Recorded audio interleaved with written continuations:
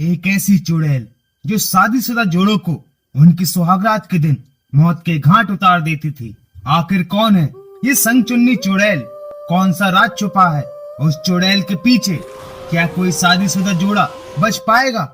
ये सब जानने के लिए देखिए ये पूरा वीडियो। एपिसोड की शुरुआत होती है और हम एक जोड़े को उस होटल के रूम में देखते हैं जहाँ रिया कहती है कि सुरेश, आज काल रात्रि है, आज हम एक दूसरे के करीब नहीं आ सकते, तुम जाओ यहाँ से, कल से तो मैं तुम्हारी ही हूँ। और वो उसे कमरे से बाहर कर देती है। पर सुरेश कहता है कि रिया, दरवाजा खोलो, मैं सिर्फ थोड़ी देर तुमसे बात करके चला जाऊंगा। और रिया मान जाती है और सुरेश अंदर आ जाता है जहाँ वो रिया के पास आने की कोशिश करता है, पर रिया उससे मना करती है, आज के दिन ऐसा मत करो। और जैसे ही दोनों एक दूसरे के करीब आते हैं, वो संग चुन्नी चुड़ैल उन दोनों को मौत के घाट उतार देती है। जिसके बाद स्टोरी प्रेजेंट में आ जाती है और हम 3 शादीशुदा जोड़ों को सामूहिक विवाह सम्मेलन से अपने गांव जाते हुए देखते हैं। पर मौसम खराब होने की वजह से आगे का रास्ता बंद था। जहाँ ड्राइवर कहता है कि साहब, हमें वापस चलना चाहिए, आगे का रास्ता बंद है। पर संजय कहता है कि तुम क्या बकवास कर रहे हो, हम यहाँ से वापस चलें? पूरे 6 घंटे लग गए हमें यहाँ तक पहुँचने में, कोई और रास्ता भी तो होगा। जहाँ वो ड्राइवर कहता है कि साहब, रास्ता तो है, पर वहां से इतनी रात में गुजरना खतरे से खाली नहीं है। इस रास्ते पर एक बरगद का पेड़ है जो श्रापित है। उस बरगद के पेड़ पर एक संग चुन्नी चुड़ैल का वास है। नहीं नहीं साहब, हमें वहां से नहीं जाना चाहिए। पर संजय कहता है कि मैं इन सब पर यकीन नहीं करता, हम उसी रास्ते से वापस गांव जाएंगे। जिसके बाद सभी उसी रास्ते से आगे बढ़ते हैं। पर तभी उनकी कार अचानक से खराब हो जाती है और सुबह तक कार ठीक भी नहीं होने वाली थी। जहां सभी काफी परेशान हो जाते हैं कि अब हम रात कहां गुजारेंगे। और तभी संजय को वही होटल दिखाई देती है जो उस बरगद के पेड़ के पास बनी थी। और सभी उस होटल की तरफ बढ़ते हैं जहां होटल का कर्मचारी उन्हें आते देख लेता है और काफी डर जाता है क्योंकि सभी लोग शादी के जोड़े में थे। वहीं पल्लवी को वो बरगद का पेड़ काफी अजीब लगता है। वहीं सभी लोग उस होटल में पहुंच जाते हैं जहां होटल का कर्मचारी उन्हें रूम देने से मना करता है। पर संजय उसे पैसों का लालच देता है, जहां वो कहता है कि साहब, आपको रूम तो मिल जाएंगे, पर सिर्फ 2, एक में सभी औरतें रहेंगी और एक में आप तीनों। पर संजय उसे और पैसे देता है और 3 कमरे मांगता है।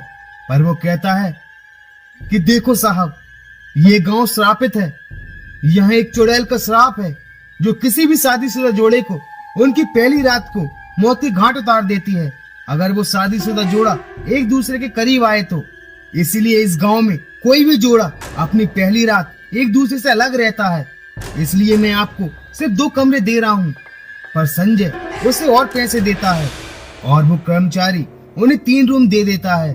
पर वो कहता है कि साहब, पर आप चाहे कुछ हो जाए, एक दूसरे से अलग रहना।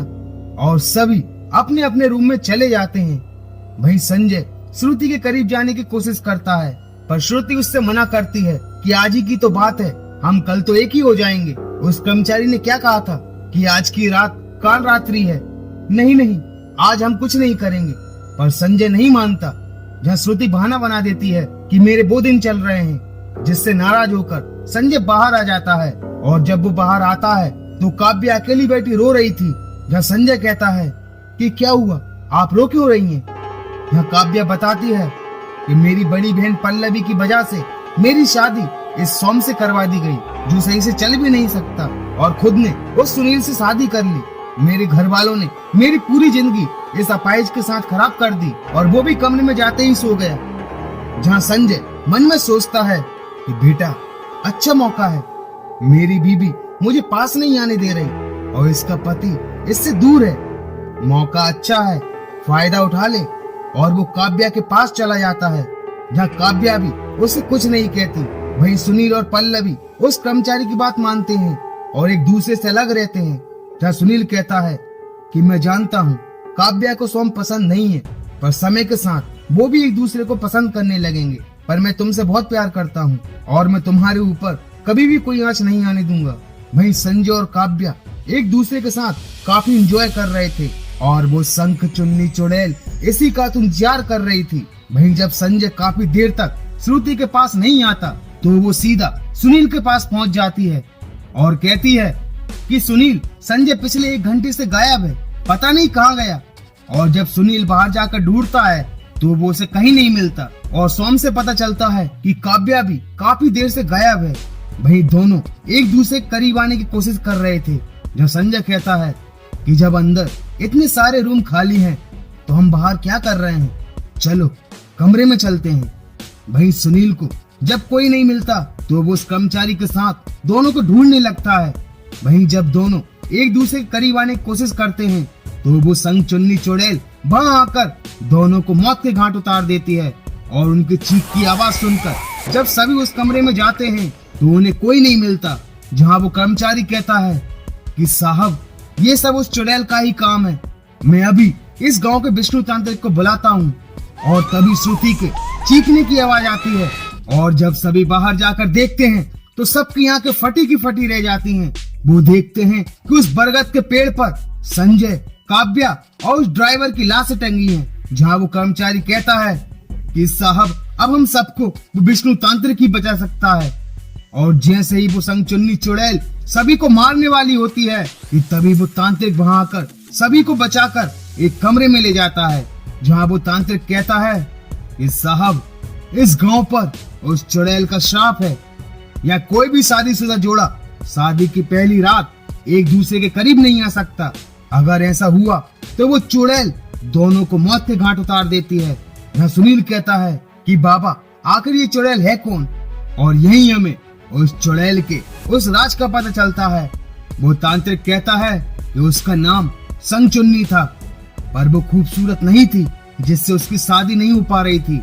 पर कुछ समय बाद उसके जीवन में भी एक खुश दिन आया, उसकी भी शादी हुई। और शादी की पहली रात को ही उस लड़के का असली चरित्र सामने आ गया। उस लड़के पर जमींदार का काफी कर्जा था और इसीलिए उसने उस जमींदार को अपने कमरे में भेज दिया। और उसके बाद उस जमींदार ने संग चुन्नी का और इस वजह से तंग आकर उसने इसी बरगद के पेड़ से लटक कर अपनी जान दे दी और श्राप दिया कि आज के बाद कोई भी शादीशुदा जोड़ा अपनी पहली रात एक दूसरे के साथ नहीं गुजारेगा, नहीं तो मैं उन्हें मौत के घाट उतार डालूंगी। और वो तांत्रिक ये भी कहता है कि उसे मारना काफी कठिन है पर उसे हराया जा सकता है। जब तक हम इस घेरे में हैं, वो हमारा कुछ नहीं बिगाड़ सकती। तुम्हारे बचने का बस यही एक रास्ता है। और तभी श्रुति को संजय की आवाज सुनाई देती है और वो उसके पास जाने लगती है। जब सभी उसे रोकते हैं और वो जैसे ही संजय के पास पहुंचती है तो वो संजय नहीं, वो चुड़ैल थी और वो श्रुति को भी मार डालती है। जो संजय कहता है कि अब बहुत हो चुका, मैं इस चुड़ैल को खत्म करके ही रहूंगा। जहाँ वो कहता है कि बाबा, कोई तो रास्ता होगा उस चुड़ैल को रोकने का। जहाँ वो तांत्रिक कहता है कि यदि हम इस बरगद के पेड़ को जला दें तो वो चुड़ैल नष्ट हो जाएगी। पर गांव वालों ने उस पेड़ को जलाने की काफी कोशिश की, पर कोई भी उस पेड़ के पास नहीं पहुंच पाया, क्योंकि वो चुड़ैल और बरगद का पेड़ एक दूसरे की रक्षा करते हैं। पर सुनील कहता है कि आज वो पेड़ जलेगा और वो चुड़ैल भी नष्ट होगी। और वो उस तांत्रिक को एक तरकीब बताता है और सुनील और पल्लवी एक दूसरे के करीब आते हैं। और जैसे ही वो चुड़ैल उनके पास जाकर उन्हें मारने वाली होती है कि वो तांत्रिक बाहर जाकर उस पेड़ पर तेल छिड़कने लगता है। वहीं सोम उस जड़ को काट देता है, जिससे वो चुड़ैल सोम को भी मारने लगती है। पर वो तांत्रिक जैसे ही आग लगाने वाला होता है कि तभी उस चुड़ैल को इसका पता लग जाता है और वो बाहर जाकर उस तांत्रिक को भी मार डालती है। और जब सुनील आग लगाने की कोशिश करता है तो वो उसे भी मारने लगती है। पर तभी पल्लवी आकर उस चुड़ैल के ऊपर पवित्र सिंदूर डालकर उसे तड़पाने लगती है और उस पेड़ को आग लगा देती है, जिससे तीनों की जान बच जाती है और वो चुड़ैल नष्ट हो जाती है। पर कुछ साल बाद वो पेड़ फिर से हरा भरा हो जाता है और उस संग चुन्नी चुड़ैल का आतंक फिर से उस गांव पर मंडराने लगता है। और इसी के साथ संग चुन्नी चुड़ैल इस एपिसोड का भी दी एंड हो जाता है। तो दोस्तों, आपको ये स्टोरी कैसी लगी मुझे लाइक और कमेंट्स करके जरूर बताना। अगर आप ऐसी ही और स्टोरीज को देखना चाहते हैं तो हमारे चैनल को सब्सक्राइब करना मत भूलना। तो मिलते हैं एक और दहशत भरी खौफनाक स्टोरी के साथ। And thank you so much for watching this video.